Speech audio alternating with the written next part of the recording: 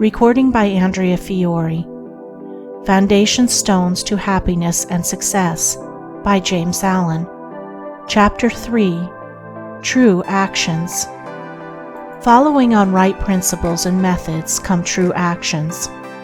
One who is striving to grasp true principles and work with sound methods will soon come to perceive that details of conduct cannot be overlooked, that, indeed, those details are fundamentally distinctive or creative, according to their nature, and are of deep significance and comprehensive importance, and this perception and knowledge of the nature and power of passing actions will gradually open and grow within him as an added vision, a new revelation.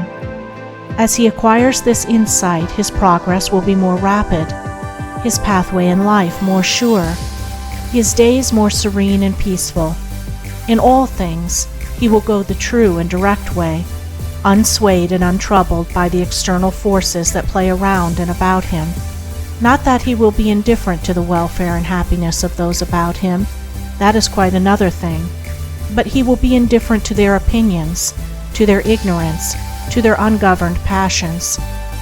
By true actions, indeed, is meant acting rightly towards others, and the right doer knows that his actions, in accordance with truth, are but for the happiness of those about him, and he will do them even though an occasion may arise when someone near to him may advise or implore him to do otherwise. True actions may easily be distinguished from false by all who wish so to distinguish, in order that they may avoid false action and adopt true. As in the material world, we distinguish things by their form, color, size, etc., choosing those things which we require, and putting by those things which are not useful to us. So in the spiritual world of deeds, we can distinguish between those that are bad and those that are good by their nature, their aim, and their effect, and can choose and adopt those that are good and ignore those that are bad. In all forms of progress, avoidance of the bad always precedes acceptance and knowledge of the good. Just as a child at school learns to do its lessons right by having repeatedly pointed out to it how it has done them wrong, if one does not know what is wrong and how to avoid it, how can he know what is right and how to practice it? Bad or untrue, actions are those that spring from a consideration of one's own happiness only, and ignore the happiness of others, that arise in violent disturbances of the mind and unlawful desires, or that call for concealment in order to avoid undesirable complications. Good or true actions are those that spring from a consideration for others, that may arise in calm reason and harmonious thought framed on moral principles, or that will not involve the doer in shameful consequences if brought into the full light of day.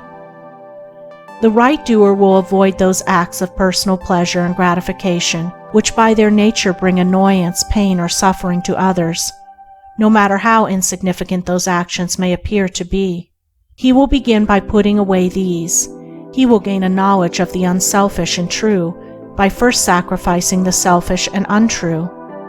He will learn not to speak or act in anger, or envy, or resentment, but will study how to control his mind, and will restore it to calmness before acting, and most important of all, he will avoid, as he would the drinking of deadly poison, those acts of trickery, deceit, double-dealing, in order to gain some personal profit of advantage, and which lead, sooner or later, to exposure and shame for the doer of them.